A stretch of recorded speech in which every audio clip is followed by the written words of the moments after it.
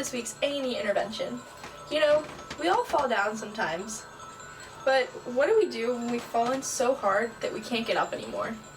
This week's intervention will look into a heartbreaking story of the provisional government and how her closest family members and friends will try to get her back on the right track. For now, let's learn more about the provisional government's personal tragedy.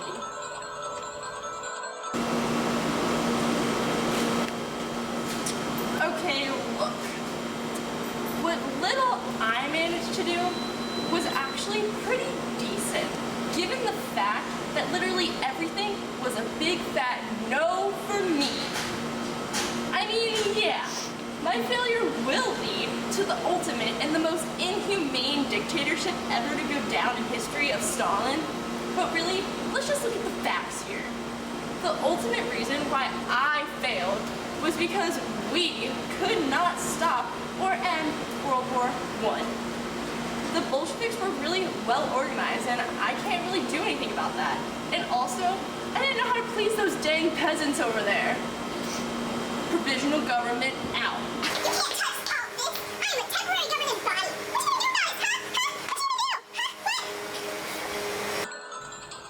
As we can see, this is no fairy tale, but hopefully today we can get through to the provisional government. Let's take a look at some clips in the interviews with her closest friends and family members.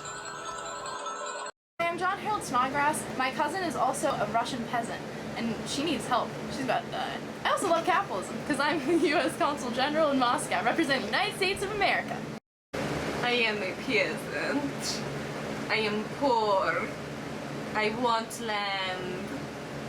My rich and wealthy American cousin, Snodgrass, hate the provisional government as much as I do. She needs this intervention. She's ruined my cousin's life, who is a peasant. Just look at her. If only the provisional government had made land reforms, she wouldn't have to eat rats. I used to be friends with George Lvov, who incorrectly assumed nothing but good for the world at large was to come, following the February Revolution when he began to lead the provisional government. What a fool. I thought they were exactly what Russia needed, seeing a parallel between them and George Washington's leadership and influence in my home country of the United States.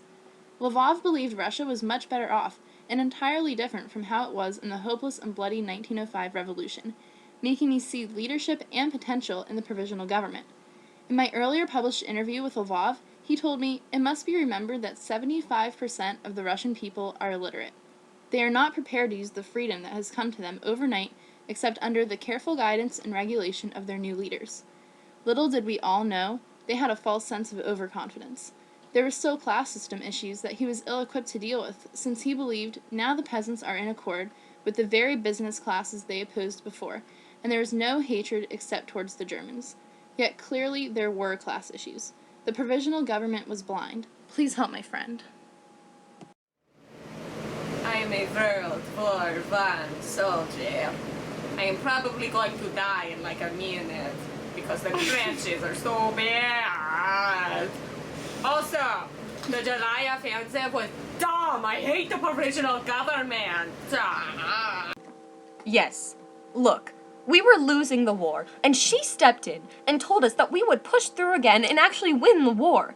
The July offensive made us think that we could actually pull through and finish this horrible war. You know how that worked out? Failure!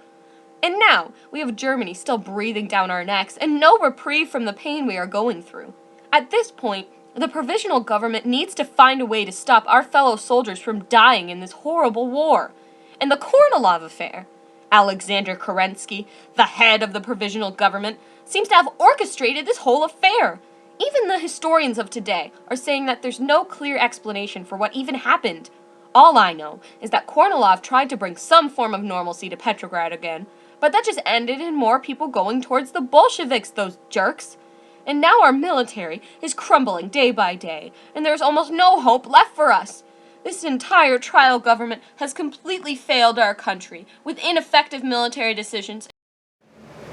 I'm a Bolshevik revolutionist, and I hate the provisional government. It's dull. Oh. My fellow comrades and I never supported this disaster. The thought of a government made up of bourgeoisies is sickening, so that's why I've always supported the Petrograd Soviet. This was the difference between us and the Mensheviks, you could say. They always liked their failing moderates, whereas we have always felt communism needs to happen much quicker. I don't really understand this intervention. The provisional government is beyond help. Thanks to the Petrograd Soviet for creating a dual government with the help of enacting Order Number 1, the provisional government has no real power. When the provisional government needed help, it was unable to support itself, needing to ask the Petrograd Soviets for soldiers to help defend itself from General Kornilov. We were better organized to handle Russia's many problems, such as our involvement in World War I. The provisional government decided to continue the war, whereas we knew it was best not to.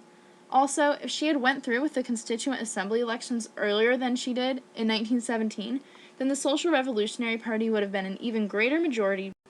The nerve the provisional government had to only recognize its own authority and refuse to compromise with us. She was selfish from the start. So the provisional government really failed in November of 1917 with the Bolshevik Revolution. As you can see, this really wasn't one of our happiest stories, and it had a pretty sad ending. But tune in next week for a story about a meth addict. Back for more Bolsheviks.